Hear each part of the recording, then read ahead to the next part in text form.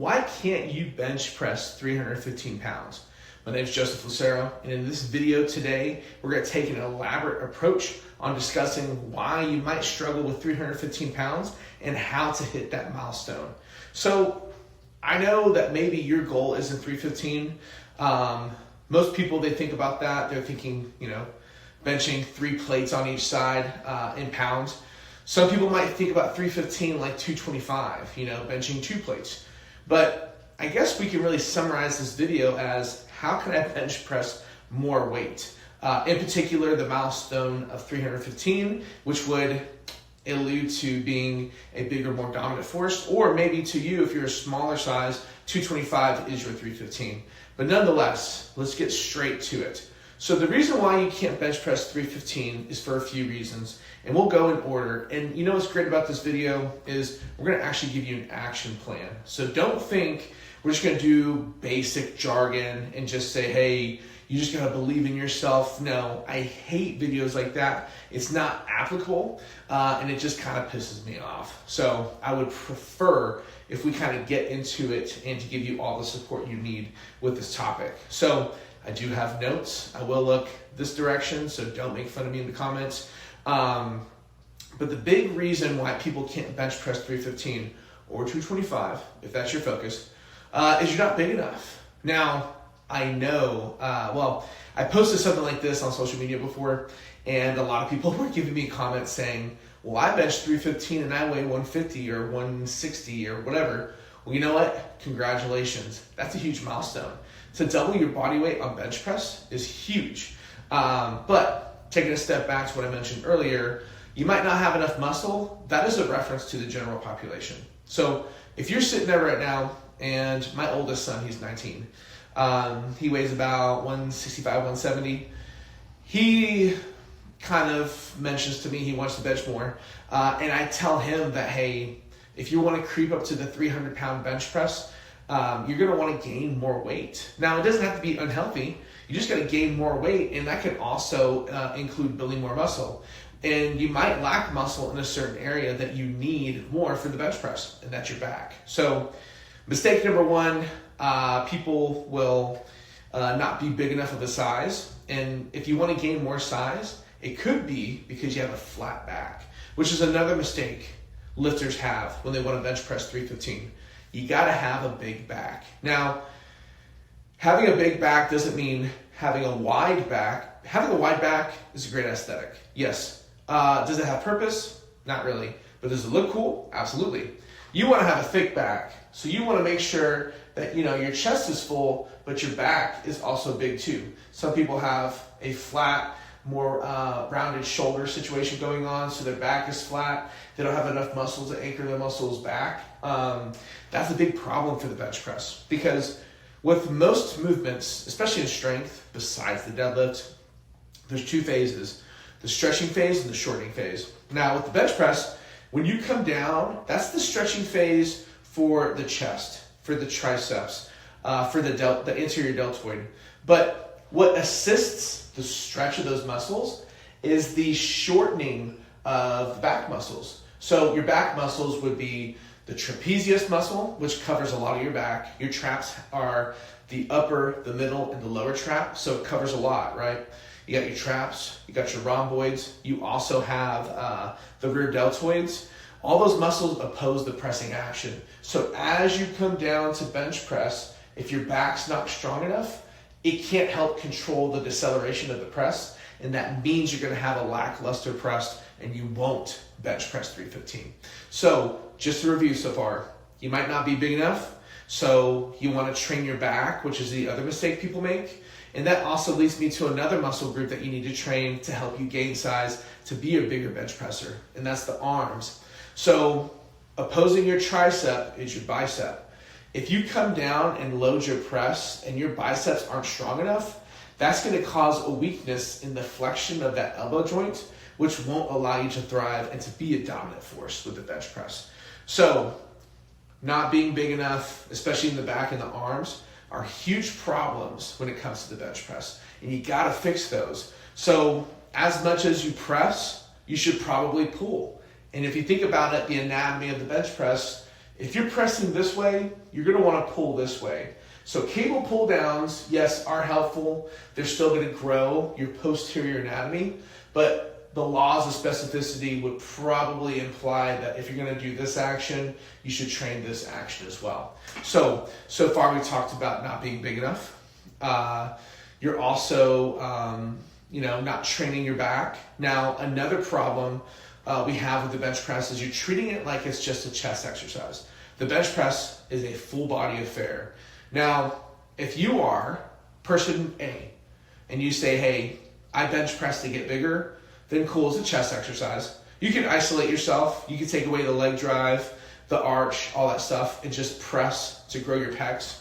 But I will tell you this, if you're someone who's a strength athlete and want to leverage the bar and be a dominant force, it's not just this, okay? When you bench press, you have to create an arch, pin your shoulder blades back, prepare for action, and learn how to decelerate the weight to your chest while employing leg drive. Now, if you're not sure what leg drive is, what the power position is, there's a tutorial in my shorts. And in that tutorial, it's like a 1-minute video, and it shows how to set up for the bench press. One of the things I tell people about bench pressing is when you bench press, you want to imagine like you're trying to stand up. Now, that might make some advanced bench pressers upset where they're like, that makes no sense. But it makes sense to me because of this. When you're bench pressing, you want to put weight on your feet like you're about to stand up. If you do that, coupled with the power position, retraction of your shoulder blades, I guarantee your body's going to be more stable and you can push more weight off your body. It's kind of like the laws of Newton, or the laws of motion that Newton gave us. I think it's the third law, so don't get mad. But opposing forces need to equal each other or react off each other. Essentially, if you can't support the opposing action of the press, and your back's weak and your setup's weak and you're too wiggly and you're not stable, you're not going to be able to press a lot of weight. Think about track. Okay, sorry about all the analogies. But in track, you have the sprinters, right? The people that push off the floor, the triangles on the floor, the blocks.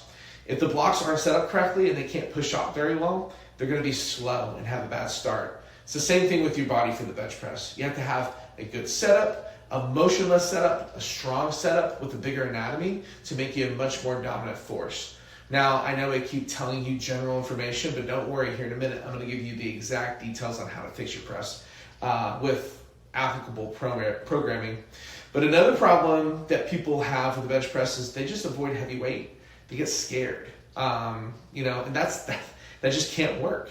You have to challenge yourself. You have to progressively overload. So some things that I promote for athletes is, okay, you want to bench 315, but right now you bench 280. What if you just heavy unrack, 290 or 300 and just get used to the heavy weight in your hands? Now there's that familiarity to yourself saying, oh, I've held that weight before. I think now I can work towards pressing it. There's another thing too where you could take an overload. Like if you bench 280, maybe you can go 290, 300. You can take it here, have a partner with you, and as you come down to press, they help keep their hands near the bar. Because if I take that weight and I bring it down to my chest really slow, and I learn how to overload that heavy weight, and my partner's there to set me up, then what happens is when it comes to your chest and you're about to press, have your partner help bring it up to a certain point, like they can help like 50%. Now you're associating the heavy deceleration with an explosive acceleration. Now you're establishing more familiarity for more results. That is an advanced tactic. I would not promote that to someone who's very weak. You might just hurt yourself. But that brings me to another mistake too people make. They treat the bench press like it's just heavy. They need to work more powerful. So if you want to be a better bench presser, you can't just train heavy. You got to also train with speed.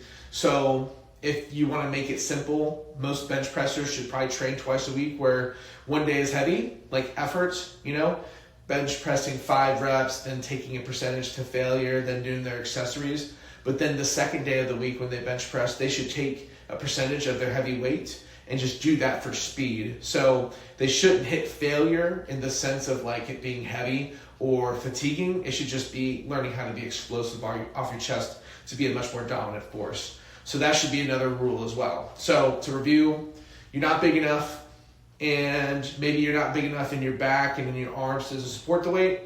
But you also get scared to lift heavy, and you also aren't working hard to train explosively. Those are the big mistakes I've noticed with people who want to bench press 315. Other things on my list, weak triceps, makes sense, right? Program hopping. If you don't see results up front, you can't just quit. That's the problem too. I feel like there's maybe not a programming issue, it's a consistency issue. And I used to be a weak-minded person like that too, where I thought, okay, I'm not getting results, boom, next program. That's ridiculous. See your way through it, because I've trained so many athletes. I am a private strength coach and I work with powerlifters and strongmen.